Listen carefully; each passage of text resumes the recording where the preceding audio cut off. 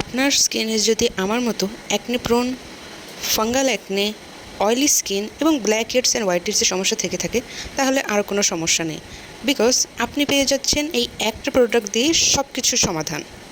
সেটা হচ্ছে সামবাইমির AHA/BHA/PHA 30 days miracle toner, যাদের 2% নায়াসিনামাইডও আছে।